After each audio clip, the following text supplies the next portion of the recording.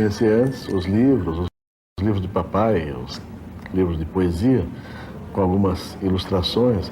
Adorava um velho dicionário francês dele por causa das ilustrações. E daí eu me dei conta que havia umas revistinhas que só tinham desenhos, só tinham ilustrações.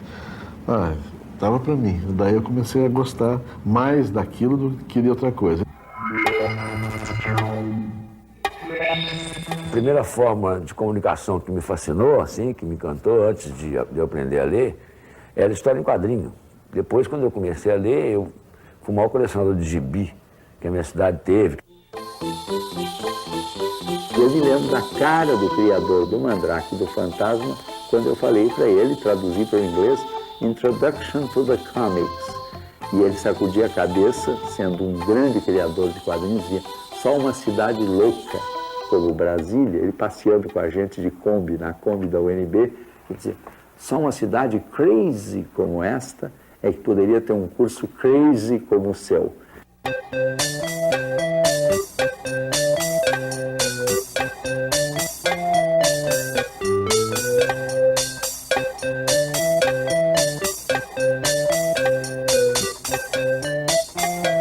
O cinema sonoro, isso vai existir em 1930, né? Então o quadrinho ele já é sonoro de cara, porque a sacada do balão faz com que a linguagem se transforme numa coisa mais fluente, né? Logo de cara mesmo.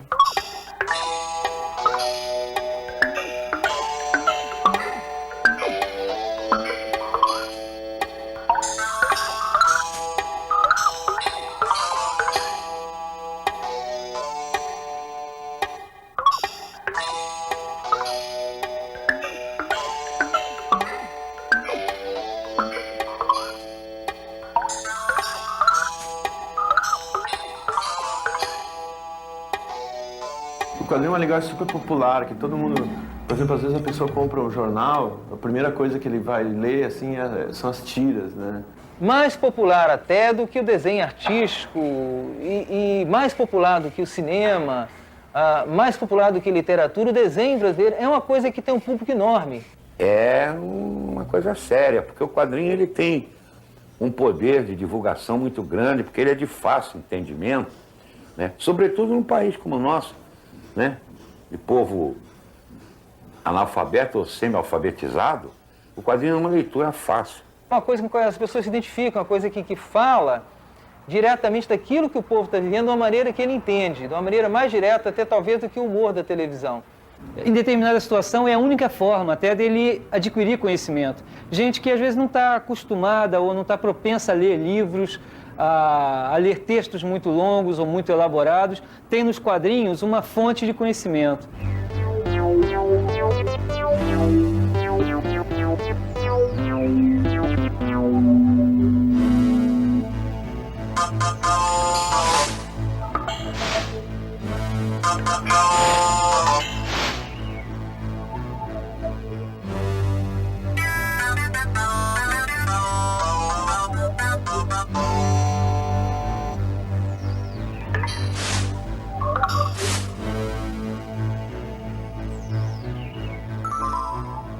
Então, quadrinhos realmente é uma coisa muito séria, pode ser considerado uma crônica dos tempos. O quadrinho registrou nosso século, né? Ele registrou tudo. Você tem, em termos de desenho, de imagem, desse campo iconográfico é enorme, é o maior da história, se não me engano.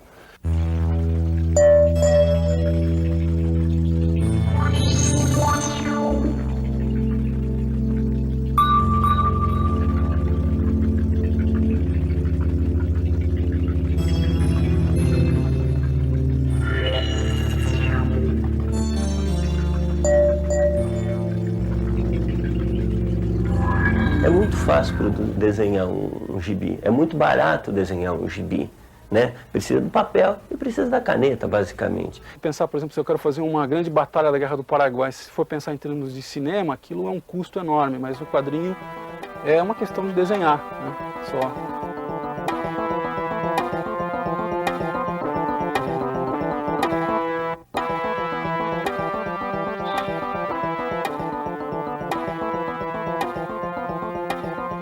Você está desenhando, eu próprio iluminador, é o próprio fotógrafo, é o próprio roteirista, é o próprio criador.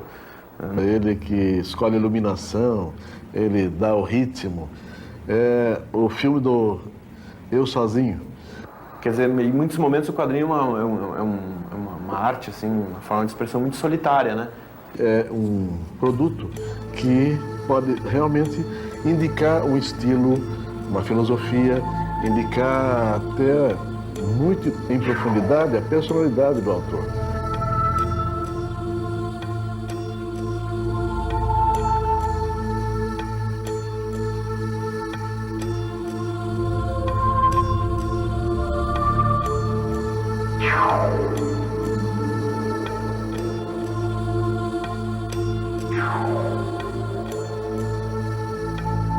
Precisamos destacar bem que tudo isso é uma ficção gostosa, uma brincadeira, um negócio lúdico, mas ao mesmo tempo o quadrinho pode passar a diversão, o lazer, a informação, a cultura, talento, arte. O quadrinho eu acho que não é uma arte pequena, ele é uma arte grande, e tanto é que nem todo grande artista tem esse dom do quadrinho.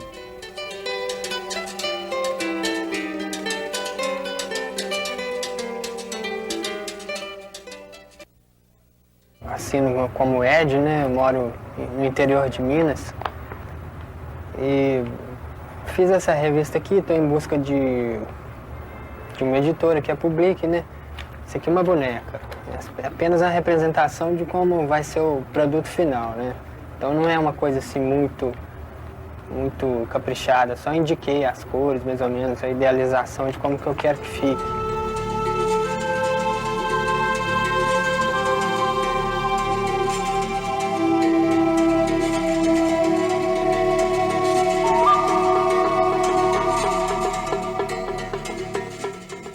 Esse aqui é um boneco do especial da Big Bang Bang, da revista, só do Rock Hudson, né, com 13 páginas inéditas, e que acho que vai sair pela Circo em breve, assim, né. Aqui são os esboços da capa, né. Aqui está o desenho esse, passado a preto, né, que vai ser depois colorido por computador e tal.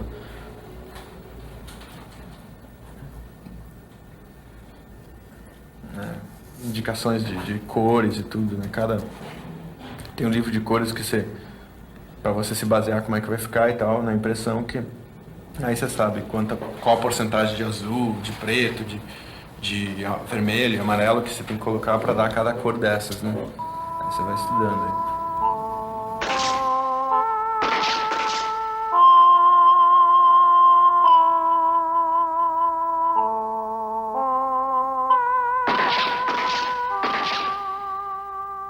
Assim, eu acho o seguinte, é legal porque eu posso ter controle sobre tudo, assim, né? Quer dizer, se eu fosse fazer cinema, eu ficaria submetido a uma equipe, né? Tem que ter iluminador, tem roteirista, tem figurinista, não sei o quê, câmera, cacete.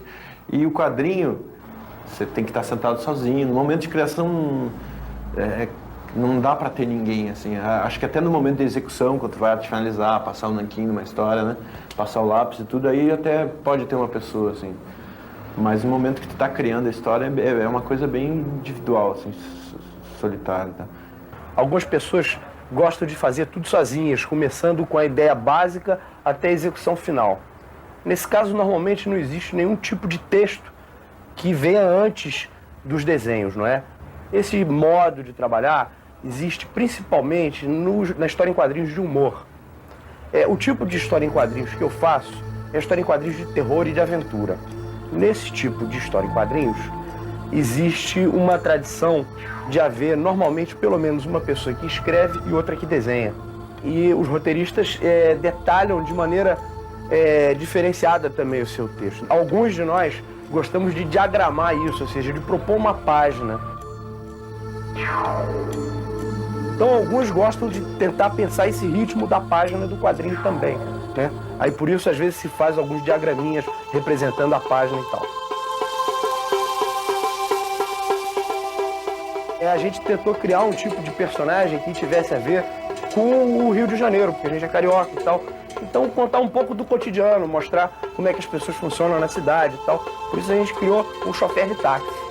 Agora, como ele está participando da coleção Assombração, daí de Ouro, então ele andou encontrando com os zumbis aí e vai ter uma história que ele vai entrar no papo, que chama Tempestade, onde os loucos fogem do hospício.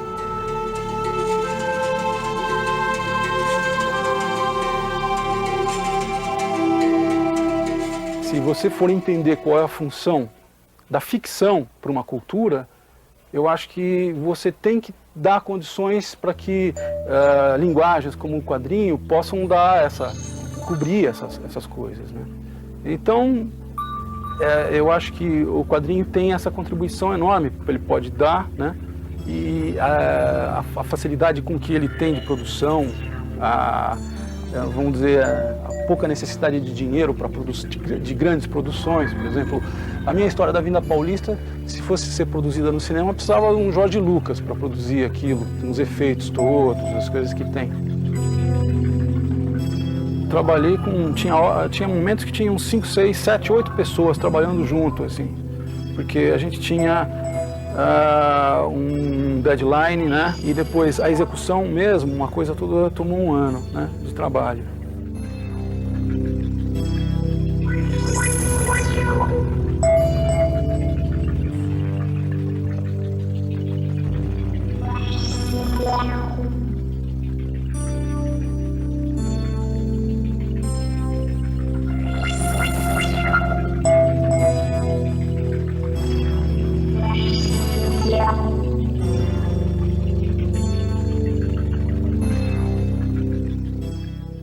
Para fazer uma história em quadrinho, antes de tudo, você precisa se preparar, conhecer o processo, né, artístico, técnico de fazer, criar personagens e buscar personagens, de preferência baseado em gente que você conheça, amigos, conhecidos, parentes, e buscar os temas, as fórmulas para as histórias, de preferência também em algum acontecimento, alguma coisa que você tenha vivido. Passado isso, você já conhece a técnica, tem os personagens e tem a fórmula de pegar os temas para você jogar os personagens dentro desse tema, é você dirigir de alguma maneira todo esse trabalho e realizar a história em quadrinhos. Normalmente esse é um trabalho do nosso estúdio, que trabalha em equipe, é o trabalho de um bom punhado de gente aí, de bons artistas. Em alguns casos, no caso do meu estúdio, por exemplo, é um personagem que eu não consegui transmitir para o estúdio, é o Horácio, o dinossauro. Eu tentei, mas o pessoal não pegou bem o jeitão de contar a história do Horácio. Então eu ainda faço até hoje a história do Horácio.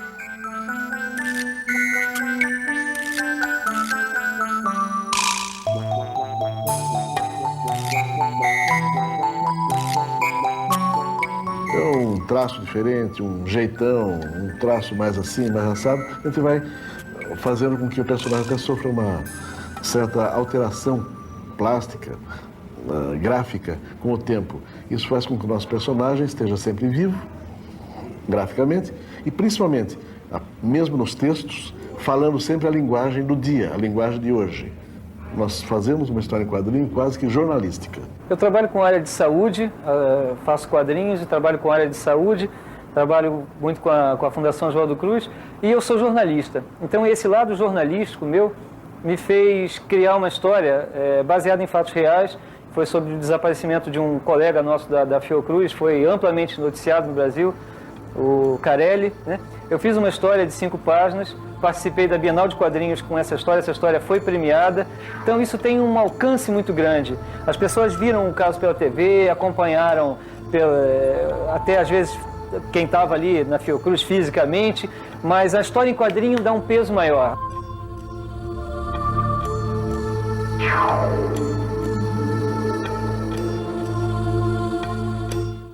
Os educadores brasileiros acreditavam que a história em quadrinho afastaria a criança da leitura, porque levaria a criança à preguiça, né? Aquele negócio de, em vez de ler um texto grande, ficar querendo ver figura e ler poucas palavras, como se o mundo não fosse feito de imagens, não é verdade? E como se a história em quadrinho não despertasse a criança para um mundo mais vasto, né? Cada quadrinho aqui é uma janela para o mundo. De maneira que o preconceito muito tolo, que foi derrubado, não sem muito trabalho, foi derrubado e hoje quase todos os livros paradidáticos, aí é o livro didático, que esse livro que leva a escola para ajudar a professora a dar aula para os meninos, usa demais a história em quadrinho, porque ela é muito estimulante.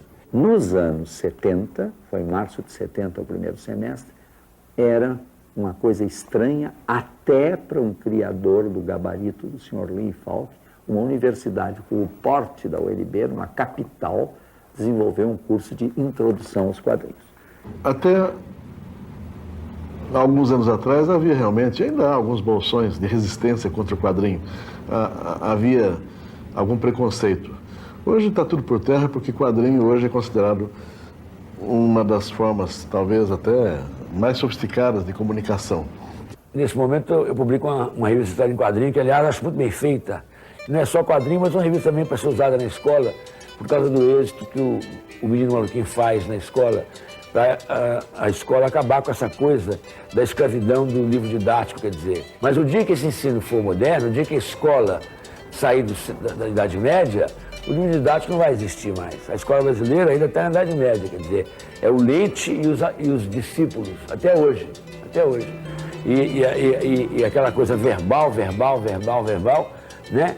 Sem experimentações, né? E sem preparação do menino para o mundo que o cerca, né? A escola brasileira básica, né? Ainda prepara o menino para ir para Coimbra, né? Estudar direito.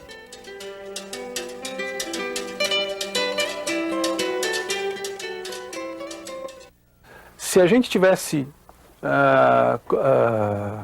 quadrinhos dos anos 20, 30 com profusão, a gente teria condições de ter até uma memória, porque a gente teria registrado, como a gente, se for pensar no quadrinho americano, você sabe tudo, como é que é o índio moicano, como é que é o beco de Nova York, como é que é o gangster de Chicago, você sabe como é que é o soldado da Segunda Guerra Mundial, você sabe como é que é o soldado da cavalaria, etc. Quer dizer, essa linguagem ajudou a criar toda essa iconografia, né? E provavelmente muita coisa que a gente vive hoje vai ver nos gibis, ou nos museus, ou nas reconstituições no futuro. Espero que o pessoal no futuro não imagine que o povo de hoje falava errado, igual a Cebolinha, tinha cabelo espetadinho, que tinha dentão igual a da Mônica, que comia demais igual a Magali. Todo mundo, quando fala em história em quadrinho, pensa logo em história infantil, né? Nada contra, eu acho que o Maurício de Souza está muito certo, né? Mas o que eu falo é da história de aventura, como o americano usa muito o europeu, né? E aí já exige a documentação, aí já exige uma coisa, um trabalho mais, né, mais de pesquisa. E no Brasil, se você pensa 40 anos atrás, você já tem grande dificuldade de ter uma ideia completa, mais abrangente da época. Se você for pensar em séculos anteriores até, então a coisa é mais difícil ainda. O desenhista de quadrinho, ele tem que ler muito ou viajar. Eu, como sou duro, não viajo, mas eu leio, porque você tem que ter um registro das coisas, sabe? Né? Sabe? Porque de repente te surpreende com uma história passada na China, por exemplo. Aí você tem que se documentar, claro, né? Para não acabar fazendo uma rua do Japão, né? Há uma diferença grande, não parece, mas tem, imensa, né? Isso tudo exige do quadrinista uma gama de conhecimento, de preparo. Então, eu acho que essa capacidade de registro e essa capacidade de registro ligada com a comunicação de massa, é um potencial muito grande para você criar um embasamento iconográfico e uma memória, né, para o Brasil, assim, né? O desenho de história em quadrinho, ele tem que realmente ele tem que entender de iluminação, ele tem que entender de figurino, ele tem que entender de anatomia, tem que saber desenhar um carro, o Ford Bigode de 1929 como um Mitsubishi, aí, um carrão desse, né? Então eu senti que se eu desenhasse a minha realidade, essa documentação poderia ser importante para nós, né? Por todas as razões que o desenho dá, né? O desenho dá não só uma retratação que se liga muito diretamente com a memória, né? Como também ela dá possibilidades de você fantasiar, de você criar coisas em cima, de você mudar essa realidade, de você projetar, né? Eu fiz história em quadrinho a infância inteira. E juntei todo aquele desenho debaixo do braço e vim para o Rio de Janeiro, para ser desenhista de história em quadrinho. Cheguei aqui, a profissão não existia. Quer dizer, a história em quadrinho era feita nos Estados Unidos, foi uma descoberta que me assustou muito e tal. E havia algumas coisas assim, esporádicas brasileiras e tal.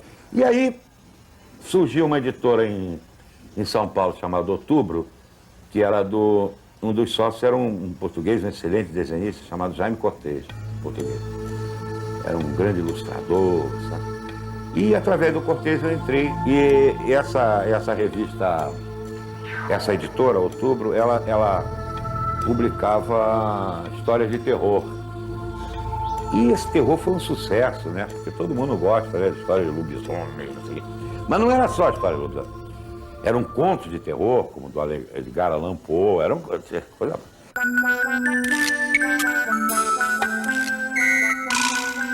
Como existe hoje, a revista do Batman, a revista da Mônica, ou a revista do Bolinha, né? Eu fiz a revista do Pererê. A revista chamava-se Pererê. Foi a primeira revista brasileira colorida de história em quadrinho, toda de um herói só. É uma coisa pioneira. E aí fiz durante 5 anos o Pererê. Eu fiz de outubro de 60 a abril de 64. Então também fizeram uma revista em quadrinho baseado no seriado de televisão. E eu desenhei o Vigilante Rodoviário, que foi lançado.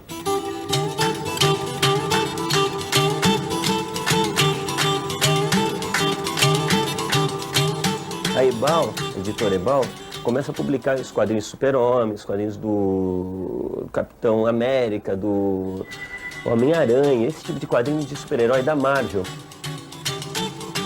Claro que naquela época já existia o Capitão América, o Super-Homem, o Tocha Humana, o Príncipe Marino, todo esse super-herói, tudo já é... O americano é chegado, né? Ele gosta.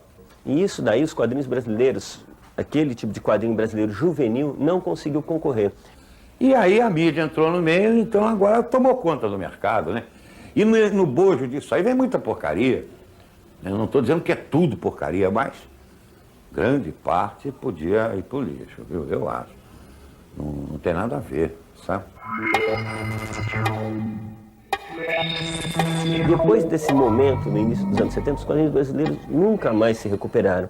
Teve um bom momento no final dos anos 80, início dos anos 80, final dos anos 70, com um quadrinho de terror, mas foi uma coisa assim muito foi uma bolha. Depois disso daí, assim, o quadrinho brasileiro até hoje ainda procura seu caminho, procura definir um espaço para ele.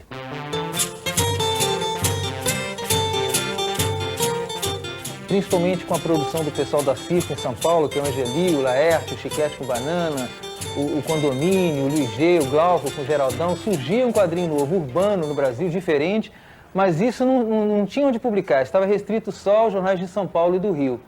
Então, na Funarte, com a ajuda da estrutura governamental do Ministério da Cultura, a gente montou uma infraestrutura de distribuição em que o artista produzia o desenho na casa dele, entregava o desenho para a gente e esse mesmo desenho saía em 40, 50, 60 jornais pelo Brasil afora. Esse trabalho todo se interrompeu, se perdeu e para não naufragar totalmente esse espaço que a gente tinha conseguido, eu, através dessa empresa Parca Tatu, com a minha sócia, Ana Lúcia, nós assumimos os projetos da Funarte. Não entrando no meio da qualidade, existem tiras estrangeiras muito boas, existe o Calvin, por exemplo, né, que é a tira genial, mas havia uma disparidade muito grande no público do jornal. Então, por exemplo, na época da Copa do Mundo, o pessoal abria o jornal e estavam lá tiras falando de outros assuntos que não interessavam, o calor muito grande no verão e as pessoas lendo tiras falando de bonecos de neve, aquela neve caindo, Papai Noel, e era uma coisa que não tinha muito a ver com o leitor. Então, isso que foi interessante no nosso projeto Porta Tira, que a gente possibilitou que os jornais publicassem quadrinhos brasileiros. Os jornais que publicam os quadrinhos da Parca Tatu alcançam 2,5 milhões de leitores. Isso é um público fantástico para o quadrinho nacional, um público que as revistas não têm, os livros não têm. Por outro lado, existem artistas que como eu, por exemplo, que curte mais a coisa da página, a coisa da linguagem vamos dizer, do comic book, né? Do quadrinho contado quanto narração de páginas, assim, né? Então, esse tipo de trabalho no Brasil, ele exige o quê? Exige que exista a revista, né? E isso já é uma coisa mais acidentada, assim, na nossa história, assim, em determinados momentos você tem o mercado, às vezes você não tem, né? Esse é o número 1 da Dundum. Foi uma revista que, na verdade, catapultou muitos desenhistas gaúchos, assim. A gente fez essa revista em Porto Alegre. Na época, essa revista teve o apoio da Secretaria Municipal da Cultura, que era a prefeitura do PT lá em Porto Alegre, isso no ano de 90. Então, como tinha o apoio público, né, da prefeitura, que era do PT, os caras da oposição caíram em cima dizendo que era uma revista pornográfica, né? Não é uma revista pornográfica, é uma revista de humor. Mas caíram em cima e isso nos ajudou para a publicidade da revista, publicidade gratuita, né? E a gente foi notícia durante um mês, mais ou menos, assim, mas uma publicidade que nunca vi na minha vida, assim, no Brasil, assim, por causa da polêmica. Então a revista vendeu pra burro, assim. A gente teve até que fazer uma segunda edição, né? Vendia muito, assim. Até motorista de ônibus tinha revista e tal. Todo mundo conhecia a história da Dundum e tal. Aí depois a Dundum foi uma coisa muito fantástica. Saiu no Japão, foi traduzida para o Japão, saiu uma edição toda escrita em letrinhas japonesas. Não vendeu picas lá no Japão. A gente nunca foi pago, mas saiu, né? Tem uma edição japonesa da Dundum. A Herói surgiu no final do ano passado, era um projeto antigo nosso. Assim, a gente sempre quis fazer porque a gente gosta dessas coisas, mas a gente ficou surpreso com o sucesso dela. A revista, hoje em dia, a revista é uma das revistas que mais vende em banca no Brasil. Frequentemente está sendo a revista que mais vende em banca no Brasil.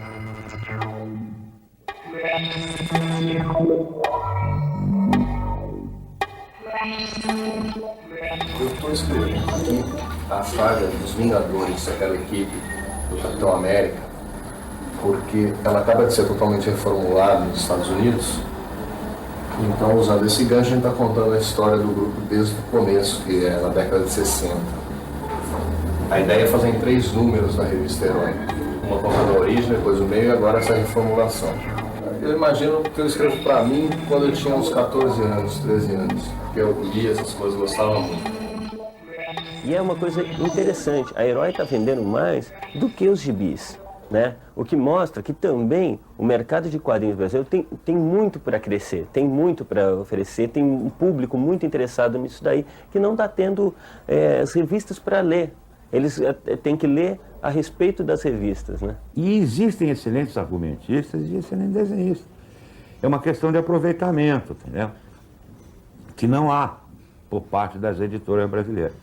E para não falar nos temas que nós temos aí nesse país continental, nas figuras, né, os assuntos, as paisagens, enfim, é um manancial, né? E muito pouca coisa se faz. O problema do quadrinho do Brasil é um problema comercial, tá? Porque a venda em bancas ou em livrarias, nem sempre ela dá para manter o produto tendo uma certa continuidade, né? A não ser que seja um mega sucesso. Agora, ao contrário de outras formas de arte, assim como o cinema, não recebe subvenção do governo para ser feito. Então, ela é uma coisa que depende muito da venda avulsa, né? E, consequentemente, para quem está começando, assim, é difícil, porque o cara não consegue uma distribuição. Eu fiz a Guerra dos Farrapos, com o texto do Tabajara Ruas, né, para a editora LPM. Fiz a história de Rio Grande, né, também, mas só com o texto do Barbosa Lessa, também para Ipiranga, né, para patrocínio da Ipiranga, mas foi todas as duas patrocinadas pela Ipiranga do Rio Grande. Quer dizer, foi preciso arrumar um patrocínio desse porte, né, para poder fazer alguma coisa, né. Então nós marcamos o encontro, estivemos lá com o ministro Verfol em Brasília e estamos numa campanha agora para que as leis de incentivo culturais vigentes no país incluam também, de modo específico, o desenho brasileiro. Desenho brasileiro, aí se entende, quadrinhos, cartoon, charge e mesmo o desenho artístico. Porque tem sido muito difícil os patrocinadores investirem em quadrinhos brasileiros, em desenho brasileiro. Apesar do desenho brasileiro ser uma coisa extremamente popular. O panorama do quadrinho brasileiro, para mim, mudou muito pouco desde que eu comecei há 40 anos atrás. De um modo geral, eu não vejo, é a mesma guerra, a mesma dificuldade, a mesma luta, né? Sabe? Agora mesmo o Rick, o pessoal aí fez um movimento para solicitar, né, ao ministro da Cultura que desse uma olhada nisso. É a mesma coisa do passado, sabe? Quer dizer, também eu acho que não é bem por aí, sabe? Eu acho que para salvar a coisa aqui, tinha que ser um cara, um empresário, entendeu? Uma coisa assim, que investisse nisso aí mesmo, sabe? Apostasse nesse tema nosso, nessas coisas nossas, e produzisse coisa boa, sabe? Porque usasse esses excelentes roteiristas que tem por aí, e os desenhistas, e fizesse uma coisa, mas uma coisa particular, para ganhar grana mesmo, sabe? Como o americano faz.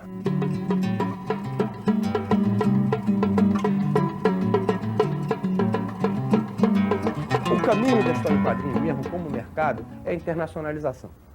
Porque os camaradas que em países como o nosso produzem só para o Brasil, eles não geram uma vida econômica de fazer história em quadrinhos. E o negócio tem que ser um trabalho, né? Porque não dá. Continua pessimamente pago, problema de direito autoral, sabe? E o pessoal investindo muito na coisa já pronta que vem de fora, ninguém quer arriscar nada, e é isso, sabe? É um pouco melancólico ainda o panorama, e eu não sei quando se algum dia isso vai mudar, porque tem o problema do nosso aculturamento, uma mídia que não valoriza nada o que é nosso, muito pouco. Não é aquela coisa, aquela patriotada, não. Eu estou dizendo, é negócio. Mas só que em vez de vender o peixe dos outros, vende o nosso, pô. Né? O pescadinho aqui. Né? Para que trazer o de lá? Isso que eu acho que mudou muito pouco. Tem um monte de gente que está trabalhando principalmente desenhistas, que trabalham para o mercado americano, realizando histórias de super-herói, por exemplo. O atual desenhista da Mulher Maravilha chama-se Deodato Silva Paraibano, né? Agora, então, como ele, tem diversos outros. A demanda que tem no mercado internacional pelos artistas brasileiros é mais assim por mão de obra, porque lá fora, aqui são poucas revistas, o público é reduzido e tudo, mas lá fora o mercado é grande. Então eles têm que lançar, as editoras para concorrerem umas com as outras, elas têm que lançar muitos títulos, assim, cada vez mais para poder abocanhar a mesma fatia de mercado. Então, consequentemente, eles precisam de mais gente para desenhar as revistas. Então eles não têm como assim, preencher isso com a mão de obra local e eles vão para outros mercados, né? Por exemplo, a Argentina é brilhante em termos de exportação de roteiristas e desenhistas de quadrinhos, né?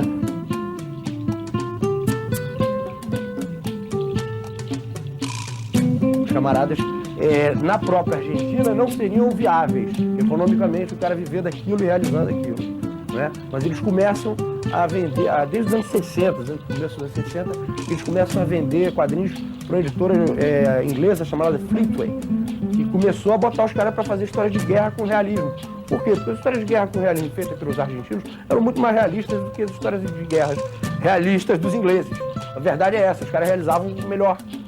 Os desenhistas, o mercado americano está interessado em mão de obra. Encare isso daí como encararia fazer montagem de ioiô no Brasil. É uma mão de obra barata, relativamente barata, e com uma capacidade de produção muito grande. Os brasileiros não têm o que fazer no Brasil. O desenhista brasileiro não tem onde publicar. Agora é um trabalho puramente comercial, porque o artista brasileiro que está desenhando para essas editoras americanas de super-herói, primeiro ele tem que mudar o nome, ele tem que mudar um nome para um pseudônimo americano também, não sei porquê. e tem que fazer aquela linha que os americanos estão acostumados. É bom do aspecto profissional, tem desenhistas vivendo disso daí, mas não vai sair daí o quadrinho brasileiro, porque todos esses desenhistas estão entrando lá para desenhar de acordo com padrões muito rígidos americanos. O mercado americano também não está interessado de maneira alguma em roteiristas brasileiros, ele está interessado só nos desenhistas. O mercado americano não está consumindo quadrinhos brasileiros, ele está consumindo desenhos brasileiros. Os quadrinhos estão vivendo um momento de transição, um momento que eu considero muito medíocre até, que são histórias de super-heróis que parecem videogames jogados para a página, uma coisa muito entediante para o meu gosto. O meu gosto que foi acostumado com histórias, aquela coisa, aqueles desenhos mais surpreendentes. A coisa está muito assim, uma sucessão de páginas que parecem pôsteres de super-heróis fazendo caretas e tudo. Eu particularmente estou cansado de ver neguinho de pijama colorido pulando de cima de prédio e destruindo a terra, entendeu? E indivíduos, enfim, né, querendo salvar a galáxia e não sei o que, o Diabo 4. Por exemplo, está todo mundo desenhando igual, né? Não há pouca diferença, né? A construção da figura é mais ou menos a mesma, né? Aqueles músculos exagerados, né? Botam 15 músculos no braço do cara, 18 na perna, né? Eu acredito que isso daí, a longo prazo, é uma coisa condenada. Eu acho que esse tipo de quadrinho tende a ser substituído pelo videogame, puro e simples, né? Que vão ficar cada vez mais sofisticados. E o quadrinho tende a se transformar numa forma de literatura, num misto de artes plásticas e literatura. Com certeza vai enxugar o negócio. O futuro para os quadrinhos é menor tiragem e mais qualidade. Assim como eu acho importante que qualquer desenhista, em qualquer lugar do Brasil, retrate e trabalhe com a realidade local dele, né? Eu acho que seria muito mais rico, né? Do que, por exemplo, um cara que desenha a história de cowboy ou de ficção científica em Belém, retratasse Belém e falasse sobre os problemas de lá, as coisas de lá. Eu acho que seria muito mais rico do que essa outra alternativa que eu acabei de citar, né? Eu acho que nós, aqui no Brasil, devemos fazer um quadrinho mais nosso, sabe? Coisa nossa. Que falasse mais dos brasileiros para os brasileiros. Que mostrar. E isso, muita gente diz, pô, mas... Não, isso bem feito, inteligentemente bem feito, funciona pra caramba. Porque todas essas histórias que eu fiz com o tema nacional, todas elas tiveram boa receptividade. O pessoal gostou muito. Eu acho que grande parte da molecada fica bitolada num tipo de fantasia que é imposto mesmo, né? Então, esse tipo de pegar o quadrinho e falar, olha, isso aqui é uma linguagem, eu posso olhar o que eu quiser, falar sobre o que eu quiser, de que maneira que eu quiser, né? Posso incorporar, inclusive, a porrada, o tiroteio, etc. Só que eu, no meu trabalho, tem também, né? Também sou da geração que foi influenciada pelo cinema, pela televisão, tudo. Mas, pô, você pode descobrir e falar dessas coisas todas, né? Ao mesmo tempo que você está se abrindo para outros horizontes, outros universos da tua realidade, sacar coisas, né? Então, minha impressão é que o quadrinho brasileiro, apesar dos pesares, vai bem. Conseguimos fazer uma Bienal no Rio de Janeiro, que já vai para a sua, este ano, a quarta Bienal de quadrinhos no Rio de Janeiro. Com premiação, com convidados estrangeiros, com mais de 20 salas com exposições diferentes. Eu acho que a Bienal do Rio dá uma ideia da pujança do movimento quadrinho no Brasil. E acho que o momento agora, né, é um momento também interessante. As editoras estão procurando, os cartunistas estão pensando em realizar projetos. A vendagem está indo muito bem, né, o mercado está respondendo muito bem de novo. E eu acho que existem boas perspectivas para o surgimento de outra vez de outras revistas. Então isso possibilita outra vez com que o quadrinho ressurja, né? E ele possa falar coisas que são mais amplas do que o quadrinho normal de tira dos jornais, que ele é um espaço, às vezes, que não possibilita muito grandes voos, assim, né?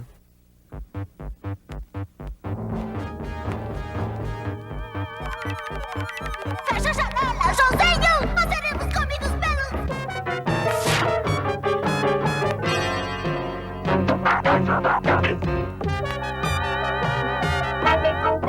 Não resolve nada.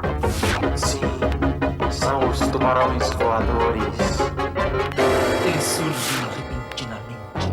Tubarões voadores! Sua caixa craniana, esculpida num único pedaço cartilaginoso, forma uma estrutura poderosamente sólida.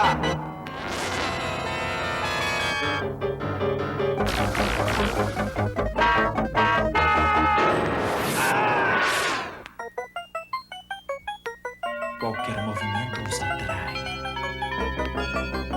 De nada adianta fugir.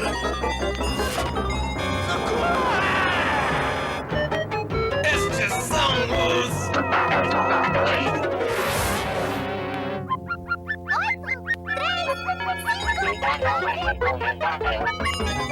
Não! A minha filha, não! A minha filha!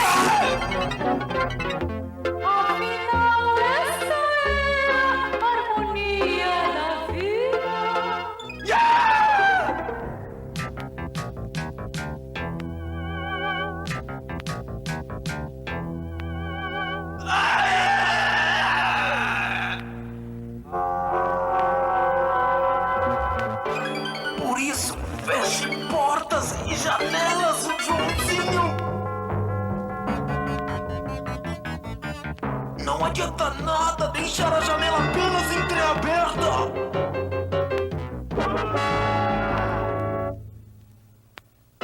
As janelas devem ter grades! E as portas, trancas! As trancas, cadeados! E os cadeados, fechos de segurança! Pois no coração do prudente descansa a sabedoria!